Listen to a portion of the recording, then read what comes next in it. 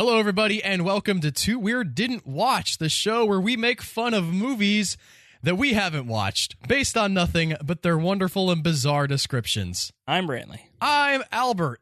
We just want to take a second to apologize. We didn't have an episode last week. The computer ate it. We recorded one. It was amazing, and you guys don't get to hear it. It's only for us. It was that good that the computer wanted it for itself. Yeah. No, that was the one that was going to break us out into podcast stardom, Brantley. Oh, yeah? This is a humdrum one that you're going to read. All right. Setting the expectations low. Good. All right, first up we have The Beast Must Die. The Beast. The Beast. Like from Beauty and? Is this the song that Gaston sings? No one sings like Gaston. No, that's true. It doesn't mean that he sings well. It's just that nobody sings like that. I've seen that movie a lot. He's very operatic. Especially when he's talking about how when he was a boy, he ate 3 dozen eggs every day to help him grow large. So I looked up, there was I don't want to get in the way of your thing here, Brantley, but this was an interesting sidebar. I saw on Reddit recently, someone asked historians, they said, okay, in approximately the time that Beauty and the Beast would have happened, how wealthy would Gaston have to have been to eat 3 dozen eggs every day? And they calculated out chicken laying patterns, and because apparently chickens have been bred to lay more in the more recent years, like back then they didn't lay as much as they do now, and it was an insane amount of work that I do not remember the result for. Mind you, that's just when he's growing, and I quote, now that he's grown, he eats 5 dozen eggs every day, so now he's roughly the size of a barge. Yeah, I guess we can... he's not literally roughly the size of a barge, so maybe the 5 dozen eggs is also exaggeration. Have you heard of Jonathan Young?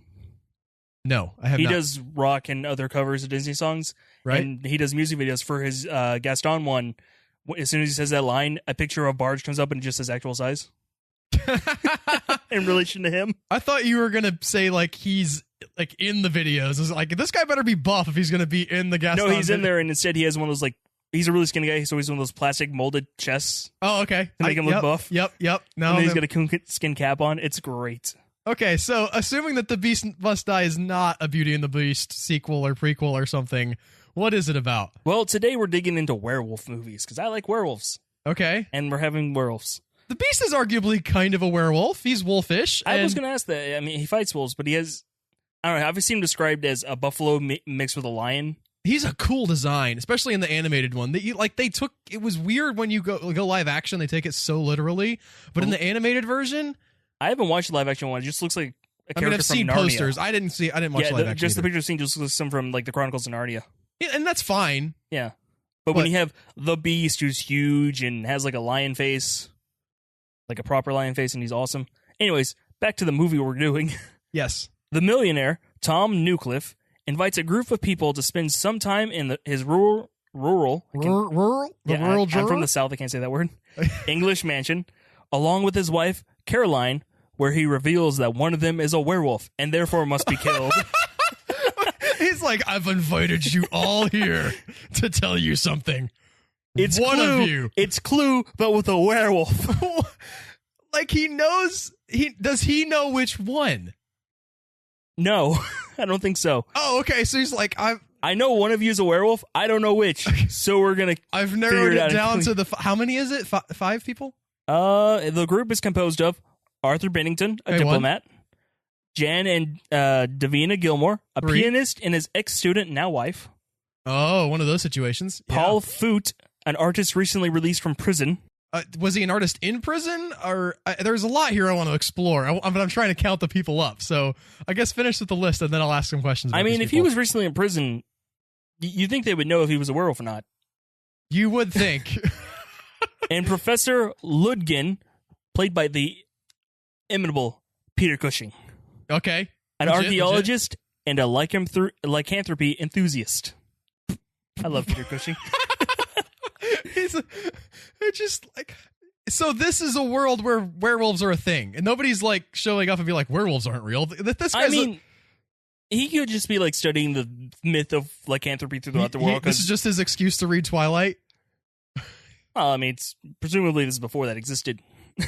No, he's just really big into the Wolfman. I do want to ask. So you start out with the guy and his wife, also. Here. Yeah, those so this two. is 7 people. I've counted off 7, if my math is correct, if my counting skills are good. Yep. So let's go through these, our 7 again. Okay. You got millionaire Tom Newcliffe. Right. I mean, standard. I mean, he needs the mansion on the island. Like, it makes sense that he would be his rural England, not New England mansion. Oh, it's just like England. out in the country. It's not. Yeah. I need this to be on an island. This needs to be 12 Little Indians straight up, or 10 Little Indians. What is the Agatha Christie one? 10 Little Indians. Something. I think it's 10. Yeah. Yeah. Good story, by the way. We had him, and we had his wife Caroline. Okay. Who doesn't seem to do anything herself. No, of course not.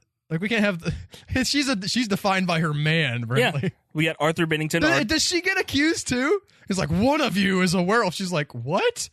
He's like, it might be you, honey. I read a little bit of it, and she kind of amuses me just in a little bit I've read. Okay. Because she just like gets annoyed by the whole situation. Who's next? We have Arthur, our diplomat. He's does it say to where? He's a diplomat. Okay. That's probably an English diplomat to other places. Fair enough. Jan and Davina Gilmore. And they're the pianist and his ex-student, now wife. Pianist student who made really great grades for reasons that were not related to skill. Quite difficult to figure out. And then Paul Foot, whose last name ends in the E. How does it spelled? Is it spelled Foote? Okay. Foot. Had a real hard time in school, Mr. Foot. I want to say like and his clan. Yeah, he's an artist recently released from prison. And then Peter Cushing. I want to believe that he was in prison because of his art. I want to like think it was subversive. He was super. It was like gay stuff with like poop all over the place, and they were just like, no, this is obscene. You're in prison now. And he's like, but it's art. No, he's one of them. Yeah, college students. Anyway, so one of these people is a werewolf. Do you know who it is, Brantley? Me? Having read this description? Or should I guess? I read it, but I deliberately didn't put that on here. Do you remember? No. Okay. Let's take... who do you think it is? I'm thinking... My gut tells me that it's the formerly imprisoned... despite the fact that it doesn't make any logical sense. The formerly imprisoned artist just feels like werewolf territory to me. My gut is either the wife... That's a good one. The guy himself, or Peter Cushing. I love the idea of the guy himself. Like, one of us is a werewolf. It's me, guys. He didn't lie. I mean, he knows the beast is going to want to hunt down and eat people, and he's like, if I bring people here, he won't hurt anyone out there. It's like the 12, I'm a good guy. The 12 Little Indian story, except the robot record player is the killer. It's the murderer. Whole time.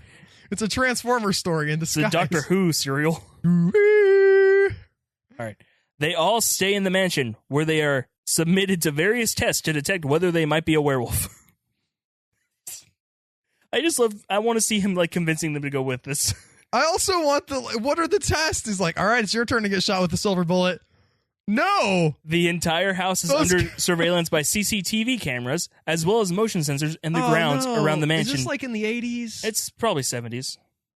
That's when Peter Cushing was still very active as I'm going to look this up. I'm going to look this up. So The Beast Must Die is what the name of this is? Yes. Make sure it's the 1972 one, because there is a 56 one. 74. Or that one, I guess.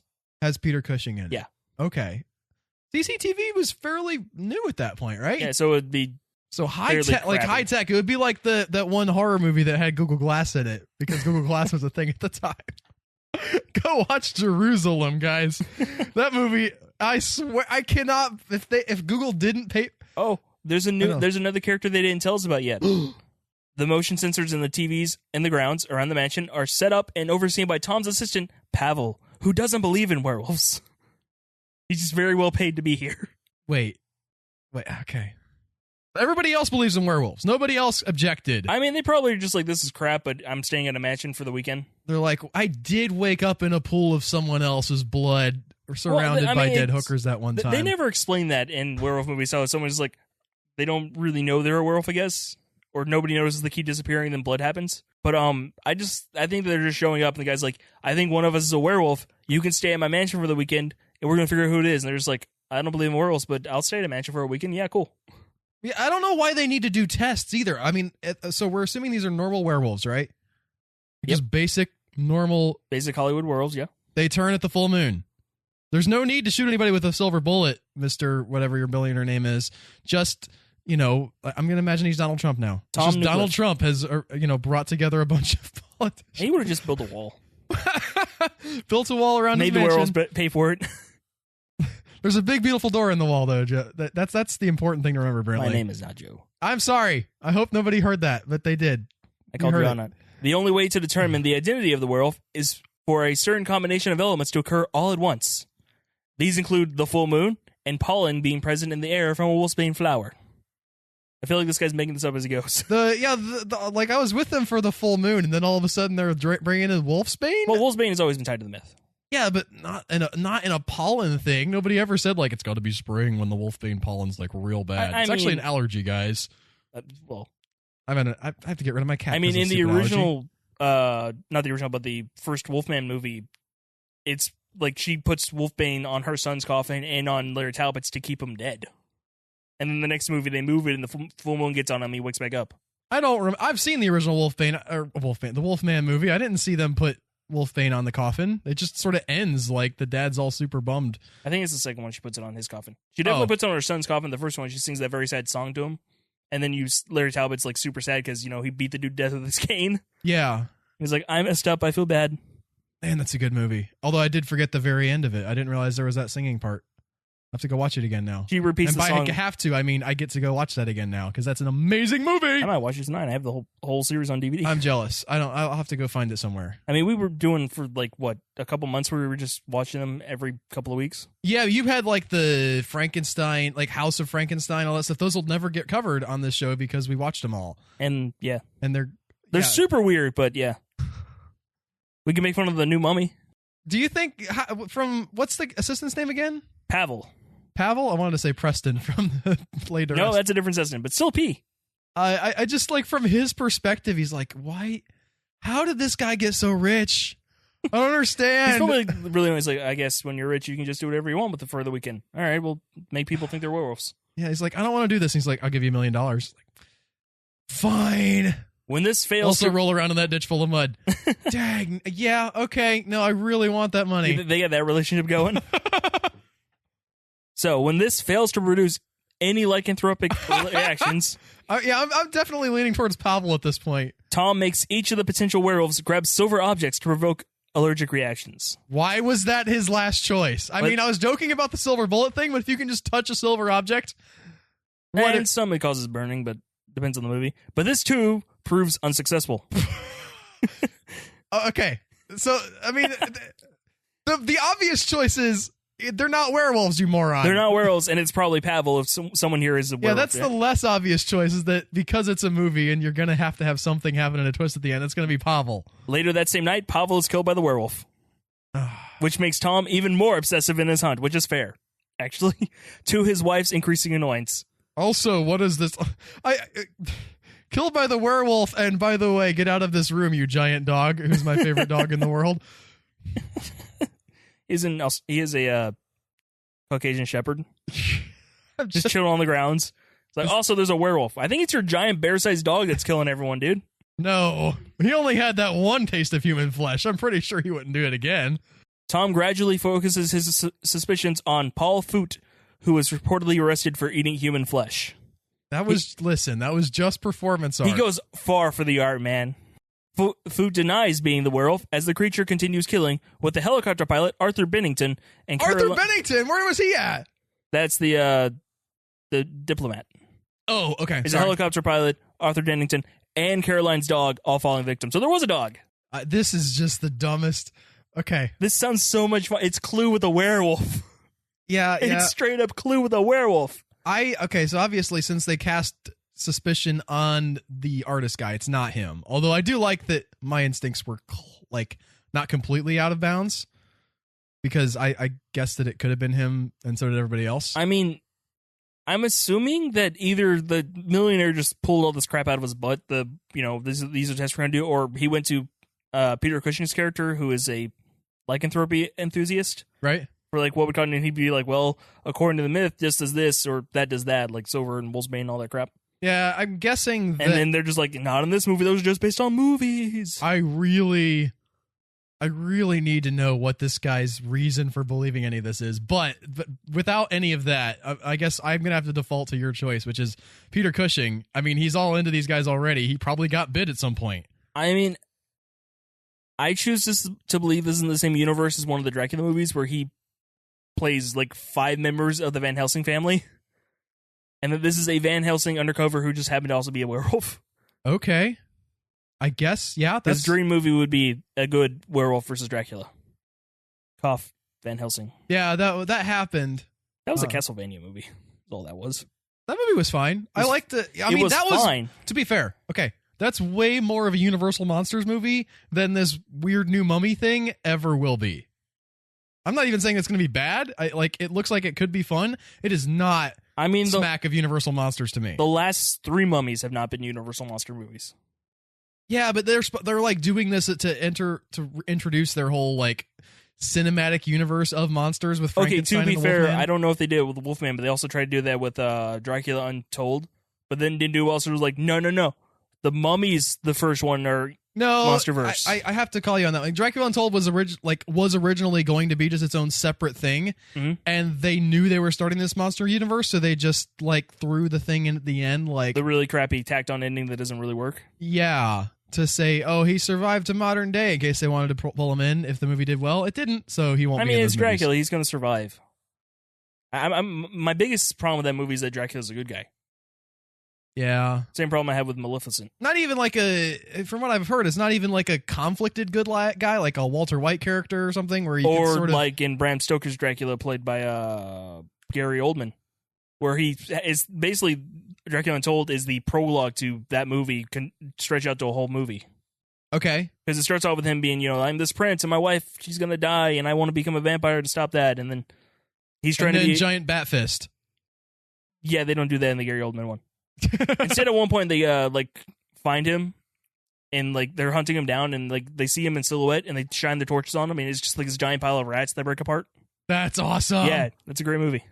That I did that just recently in a movie I saw called Baskin with Frogs. Like somebody runs across the roads in front of this van and like falls on the side of the road, and they all get out to see what the thing is. It's just a giant pile of frogs. Awesome stuff. What's our next movie, Brantley? Next we have The Werewolf of Woodstock. Oh boy. Pulpy as crap. Okay. On a nut. What? I was gonna say how pulpy is crap. Pulpy's pretty, Crap is pretty pulpy? Maybe it's just because of your diet, Brantley. Okay. I like meat. I've made my obvious joke. Now move on. Poop jokes! Whoa! Poop jokes in movies we haven't watched. That's what you come here for, guys.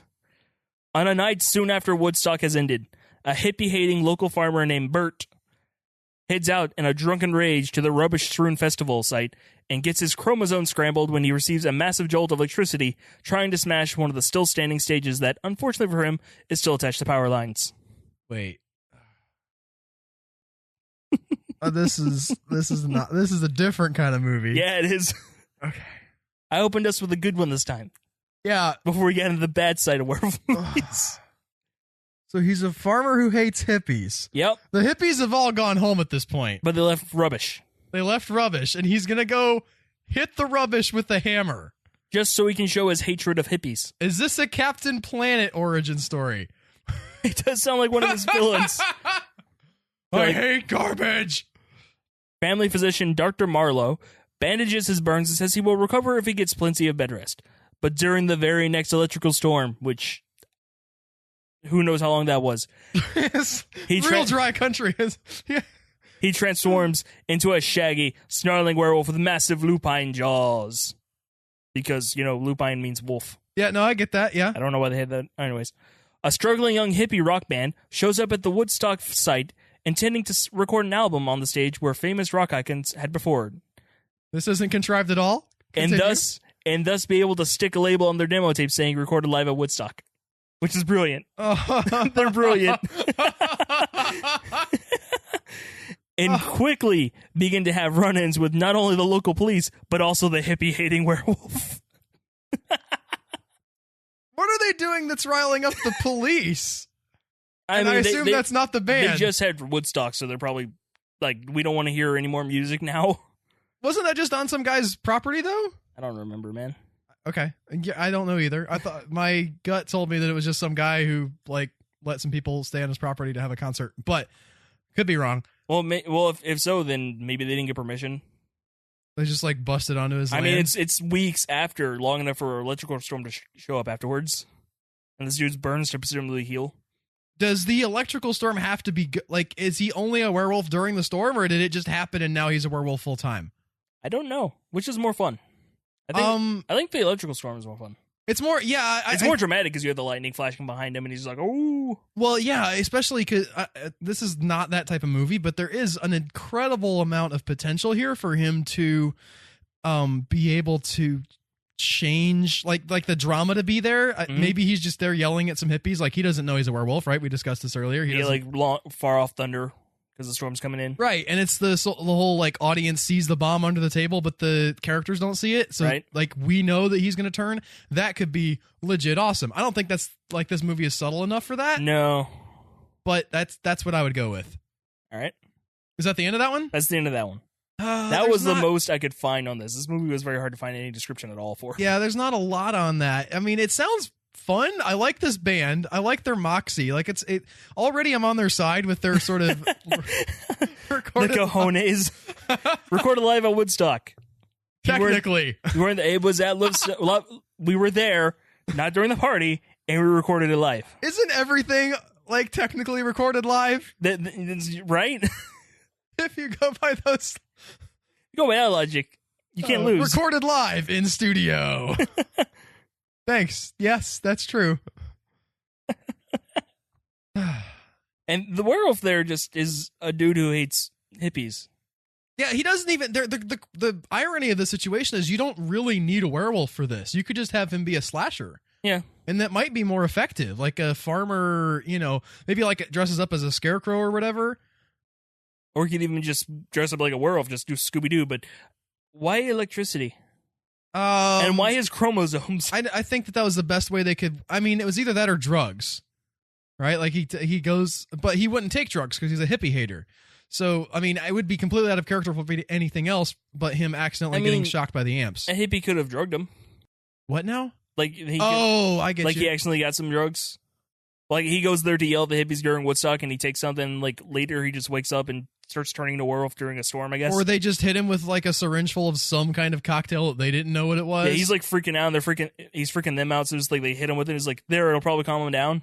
Yeah, but instead it turns him into a werewolf. I could see that, but the hippie, that doesn't make so much sense because the hippies are all gone at this point except for this stupid band. Yeah. Really, you could tell the way this is written that they're working under the no extras please model of filmmaking because we don't have the band's probably 4 or 5 people. Yeah, and then maybe 6, and then you have the guy and then like maybe 2 cops. Right. And that's probably your cast for the movie.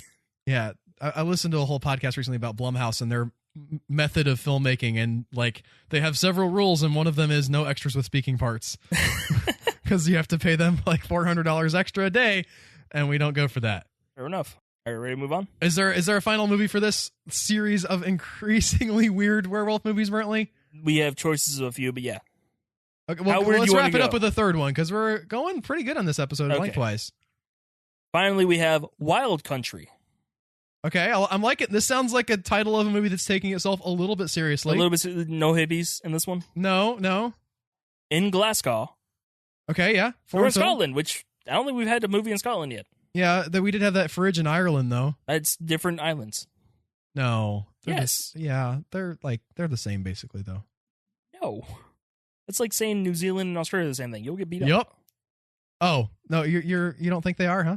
Okay. They're different land masses.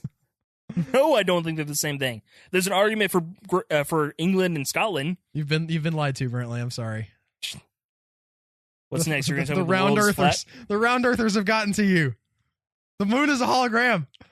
Lizards inside. In Glasgow, the teenager single mother Kelly Ann is forced by father Steve Gillis to deliver her baby boy for adoption. Okay. There's a lot going on there. First of all, the teenager mother, single mother. Oh, right, yeah. Is the father Steve Gillis? I think he's further referred to as Father Steve. So yeah, he's not her. He's not the father of the child, probably. Probably not, but could be. It works either way. Depending on how pulpy this movie is, he's either straight up the father or he's just, like a kind guy trying to give her advice and help her out. Considering we meet her boyfriend later on, I'm assuming he's not. Okay. Well, that doesn't preclude anything. I mean, I said assume. Yep. Which you shouldn't do, people. Still less skeezy than the Book of Henry trailer. 6 weeks later, Father Steve organizes... I just love Father Steve. I don't know. He sounds like a cool guy, just his name. Yeah? Organizes a hike in the countryside with the youths David, Louise, Mark, and Kellyanne. Cannon fodder? We could just put them all except for Kellyanne, because we already had her introduced earlier. Oh, right, okay. She's single mother teenager. And leaves them pregnant alone. At this point, yes? No, she delivered the baby for adoption 6 weeks after that. Oh, okay. I'm sorry. I thought he was trying to get her to, but she hadn't yet. No, it says that she's forced by him, so she already did it. Okay. Man telling a woman what to do with her body and someone else's body. They're Catholic. Yep. And leaves them alone in the Scottish Highlands. What? He takes them on strands them up there? He shows the meeting point on the map and tells them that he would wait for them in an inn on the next day. He's totally feeding them to the werewolf. This is 100% what's happening here. There's no other explanation. He took him out there. He knew there was a werewolf. He's already been established as kind of a jerk. So it's like Leprechaun Origins? I haven't seen Leprechaun Origins, but we'll take your word for it. Yeah, it's because that movie thinks it's a serious horror movie. The Leprechaun franchise. Okay. Out of the blue, Kellyanne's ex-boyfriend, Lee, joins the group invited by David. Not cool, David. Yeah. Well, maybe he didn't know. Like, I mean, yeah, well, it depends on if he knew Kellyanne before the hike. Okay, yeah. I mean, presumably this is not it's Glasgow, so it's the capital of Scotland. During the night, Kellyanne overhears the cry of a baby, and she goes with Lee to a derelict old castle where they find an abandoned baby in the middle of dead bodies. Oh. This is taking a turn. Wait, yeah, okay, so she's just given her baby up for adoption. 6 weeks ago, yeah. They find a baby. I mean, what are the odds that it's her baby that's a werewolf now? And now she's going to get killed by her own baby. Well, I mean, it's not great, and then it's surrounded by dead bodies. So I love this image, by the way. I just love the image of a screaming baby in this old, rotted-out castle surrounded by dead people. Surrounded by bodies that it would at least appear that the baby has killed without any explanation for how. This is amazing. As the teenage group attempt to get the baby to safety, a vicious, wolf-like beast appears from the darkness and begins to stalk the group, picking them off one by one. It's Father Steve. Well, I mean, because there's not a lot of them, so yeah. It's probably Father Steve. The group soon realize that they have to kill the creature or be killed themselves. No kidding. It's already picking them off one by one. Thanks, guys. No, yes. Definitely either kill it or be... Lee probably has a big rousing speech about it's him or us. It's him or us. We have to fight back. And it was we could just get in the car and drive to Glasgow. It's the capital of Scotland. It's not a small city. He won't be able to get us there. No, we have to kill it. I mean, there's 5 of them, and if it's picking them off one by one, that means at least 2 of them are gone, and there's 3 of them plus the baby. The baby really complicates things. Babies make things interesting. Babies work for horror movies. Small, kids do not. No, yeah. There was in Z Nation. They had a cool arc several times with babies, where you just sort of have the human gut instinct to protect them, but then also incredible danger everywhere. Really hard to protect a baby that can't do anything. Yeah. Well, that'll do it, I think. Yes. Yep. That's everything for this week on Two Where Didn't Watch, our werewolf-themed episode. Apropos of nothing, by the way, it's not Werewolf Appreciation Week anywhere except for here, where every week is Werewolf Appreciation Week. We just made a new holiday. Yes. No, I think that every week is... We just love werewolves, but we took this week especially to tell you guys about how great werewolves are. And the movies that they're in. And how some of them are really bad. Thanks for listening, everybody. Like and subscribe and do all that jazz. And we'll see you guys next week with another episode of Too Weird Didn't Watch. Bye, guys. Bye. Oh, and share. Share and subscribe? Is that the thing? Where you tell people about if you like the episode? Do that, too. You could tweet it. You could tweet it. You could tweet at... By the way, you want to tell it? Never mind. Don't tell anybody your handle. This extra has gone out long enough. Extra is different than intro. Outro? That one. Bye. Increasingly awkward as it goes.